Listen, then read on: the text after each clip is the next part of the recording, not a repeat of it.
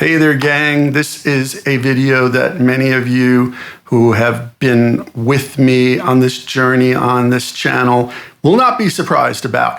But I was happy to see some people that I follow talking about this in the last couple of weeks, because this has been a bone of contention with me in the gear industry for a few years now, with all the YouTube famous influencers jamming stuff down our throats. You know, I've kind of touched on this before, but what I wanted to talk to you about today is how much gear do you need? Okay, you all know how much freaking gear I have. Yes, I have a lot, but I've been doing this for 30 plus years professionally, full time, and I like gear. However, I don't keep everything. I try things. I might even use them for a long period of time. There's a couple of reasons why I would get rid of something. One is in the free improv world, which is one aspect of my career. Like, I have the singer-songwriter, I have the producer, I have the free improv, etc., etc. I compose. I would use stuff in the free improv world, a lot of the gear you've seen, much more often.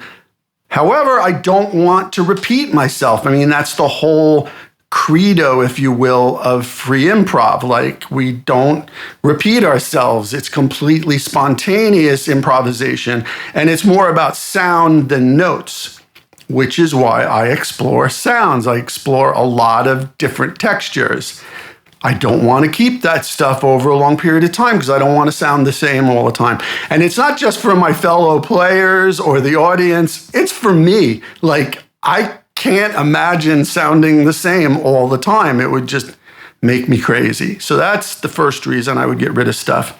The second reason is I try things, and if I'm within a return window, I will return it. If it's 2 weeks, that's tough because you kind of need a little bit more than 2 weeks, but you can if you have time and you set it aside to work with it deeply to figure out if it's for you or not. Because the worst thing you want to do is buy it once, return it, and then find out you need it again, right? So I try to stick with retailers that give me 30 to 45 days to return something. I've started to notice that some of these retailers don't like that too much. My Sweetwater guy is always like, "Are you going to keep this one?" I haven't returned that much stuff, but I get it. It messes them up. However, I must have spent, I don't know, 150, maybe even 200 grand over the last 30 years with Sweetwater. Like, seriously, I outfitted my studios over those years over and over again. But he wasn't always my rep, so I get it. So I'll try to buy from places that give me a generous return policy and that all I have to do is pay return shipping. I don't have to pay a restocking fee. So I will put it through its paces for 30 to 45 days. If I like it, if I find it essential, I'll keep it. If I don't, it goes back. The third way is, like we all do, we buy used. And sometimes, especially with local music stores not being what they once were, not being able, if they're still around, to carry all the boutique specialty things that some of us may care for, you don't get a chance to try it. So you got to buy it used. So a lot of times I'll buy stuff used. I'll try to get the best deal. I don't nickel and dime people, but I do have a budget. Believe it or not, I do have a budget. And that said, if that doesn't work now, that period may last more than 45 days. It could be a year. It could be 6 months. It could be many years. But the minute it stops being essential to me, it goes out the door. The point of all this is to say that I still have a lot of gear, but I don't have as much gear as you think. Maybe. Like, I have friends of mine that have 30, 40, 100 guitars. I couldn't play that many. I think I have 10 or 12. And I think half of them are acoustics of some form. Like, I have a ukulele, I have a dulcimer, I have a couple of 6 strings, a 12 string, a nylon string, like that kind of thing. I try to have diversity in my collection. I'm sure we're all after that. So I think I've got 10 or 12 guitars. and I play half of them. The other half are in the closet. And, I might need them. I might need a 12-string electric.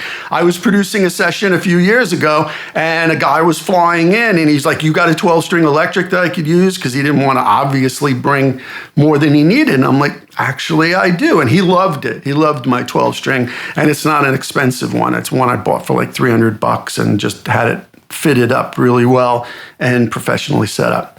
So those are things to consider. The thing about the gear world that's been bugging me for the last few years is you don't actually need a lot of gear to make music professionally. You need a good interface. You need a few good microphones, maybe 3 or 4 max, different flavors, a dynamic, a condenser, a ribbon, a small diaphragm condenser, and you can do a lot unless you're recording a band, but then you probably should go to a real studio or borrow mics or rent them. And that way you can actually get much higher quality. So you need an interface, you need a computer, but you need a handful of whatever instrument you play. I mean, I guess if you're a keyboard player, I have a lot of friends who a Nord is all they take on tour, and a couple of pedals. That's awesome. Not that they don't have a stack of keyboards in their closet, but they're not using them all the time. And as far as pedals, I do keep a lot of pedals. I think at one time I had over 1,000. Now I know someone who has 160 fuzz pedals alone.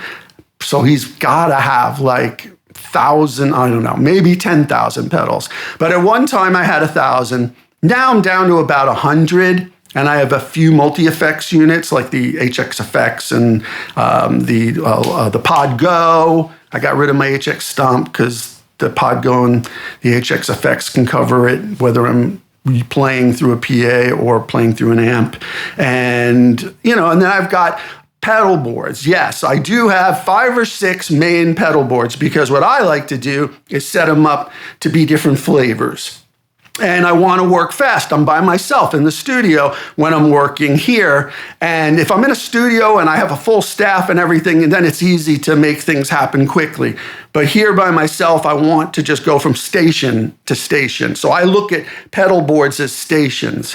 And I plug them I got this awesome thing, this Franklin, what is it called? It's called the SS6. It's 6 stereo or mono inputs, and then a dial to switch which input goes into my interface through the XLRs out. This thing's genius. It's completely transformed my workflow because I could just plug all the pedal boards into that.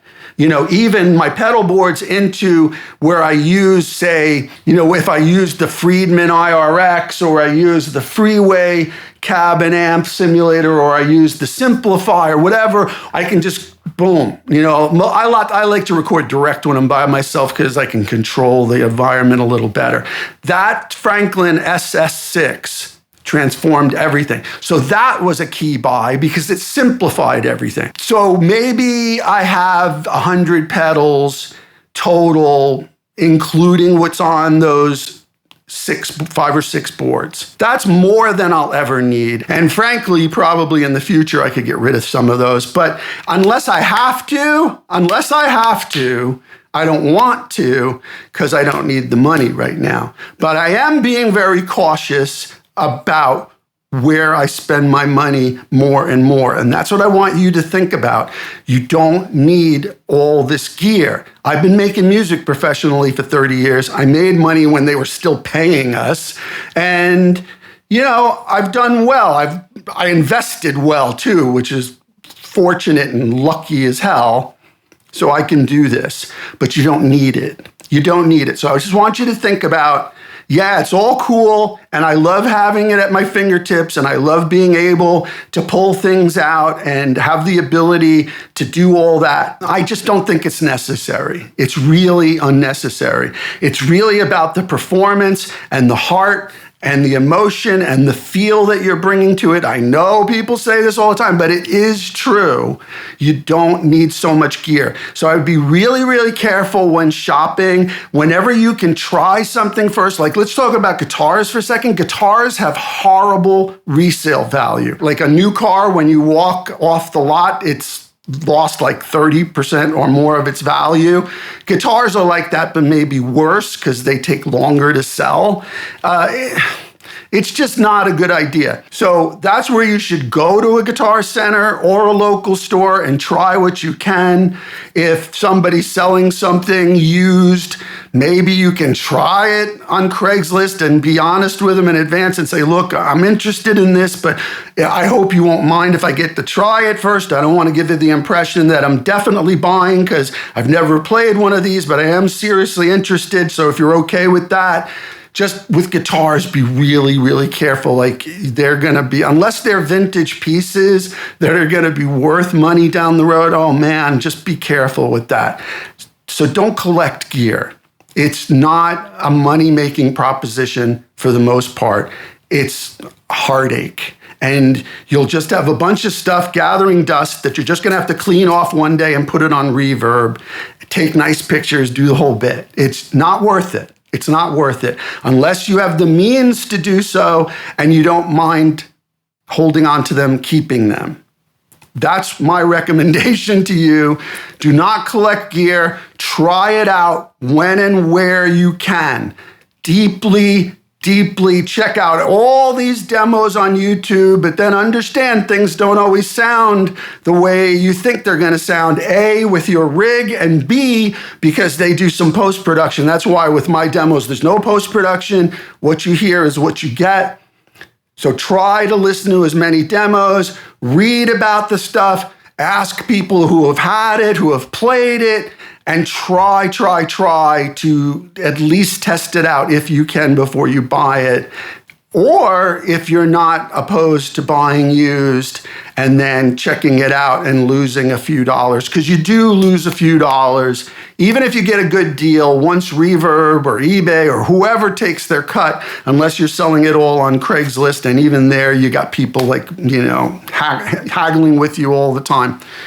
Just be careful. Gear is, it's my father used to say, a boat is a hole in the ocean in which you pour money into.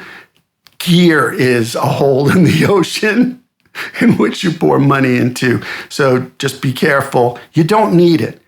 Practicing, working on your craft, getting better at every aspect of what you think you have worth in the music business, that is far more valuable than any piece of gear will ever make you sound. I sound like myself through a $100 Zoom multi-effect unit or an Axe Effects or whatever $3,000 unit. It doesn't matter. I can have a $5,000 pedal board or a $100 mini effect board. I'm still going to sound like me. So work on that aspect. Be unique, be individual. Put your time into making what you do special. It's not the gear. All right? All right, cool.